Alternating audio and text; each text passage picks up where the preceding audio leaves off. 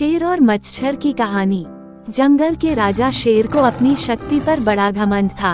वह स्वयं को सबसे शक्तिमान समझता था, इसलिए जंगल के हर जानवरों पर अपनी धौंस जमाता रहता था। जंगल के जानवर भी क्या करते, अपने प्राण सबको प्रिय थे, इसलिए न चाहकर भी शेर के सामने नतमस्तक हो जाते। एक दिन दोपहर के समय शेर एक पेड़ के नीचे सो रहा था। वहीं एक मच्छर भिनभिना रहा था, जिससे शेर की नींद में खलल पड़ रहा था। वो एक मच्छर से बोला, ए मच्छर, देखता नहीं मैं सो रहा हूँ, भाग यहाँ से, नहीं तो मसल कर रख दूंगा। मच्छर बोला, क्षमा करे वनराज, मेरे कारण आपकी नींद में व्यवधान उत्पन्न हुआ, किंतु आप मुझे ये बात नम्रता से भी कह सकते हैं। आखिर मैं भी इस धरती का जीव हूँ। अच्छा, तो तू छोटा सा मच्छर मुझसे जुबान लड़ाएगा? और क्या गल कहा मैंने? तुम मच्छर हो ही ऐसे कि कोई भी तुम्हें यूं मसल दे। मैं तो ये बार बार कहूँगा, क्या बिगाड़ लोगे तुम मेरा? मच्छर को शेर की बात और व्यवहार बहुत बुरा लगा। वो अपने साथी मच्छरों के पास गया और उन्हें सारी बात बताई। सभी मच्छरों को शेर की बात चुभ गई। उन्होंने तय किया कि इस संबंध में एक बार सब मिलकर शेर से बात करेंगे।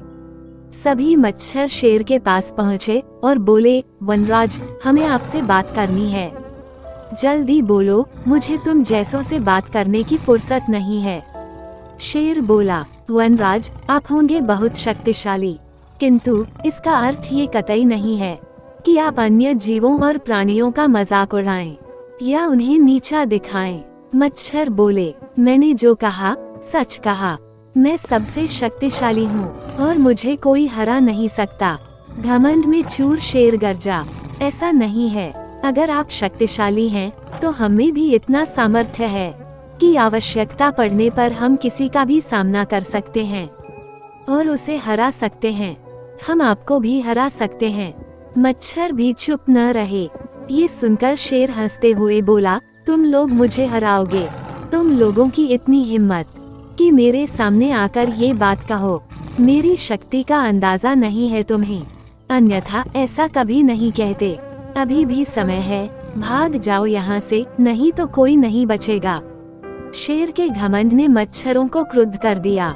उन्होंने ठान लिया कि इस शेर को मजा चखा कर ही रहेंगे। वे सारे एकजुट हुए और शेर पर टूट पड़े। वे जगह जगह उसे काटने लगे। वह दर्द से कराह उठा। इतने सारे मच्छरों का सामना करना उसके बस के बाहर हो गया। वह दर्द से चीखता हुआ वहां से भागा, लेकिन मच्छरों ने उसका पीछा नहीं छोड़ा। वह जहां भी जाता, वे भी उसके पीछे जाते और उसे काटते। आखिरकार शेर को झुकना पड़ा। उसने हार मान ली। वह मच्छरों के सामने गिड़गिड़ाने लगा, मुझे बख्श दो, मुझसे गलती हो गई, जो मैंने तुम्हें तुच्छ समझकर तुम्हारा मजाक उड़ाया और तुमसे बुरा व्यवहार किया। आज तुमने मेरा घमंड तोड़ दिया है। अब मैं कभी किसी को नीचा नहीं दिखाऊंगा।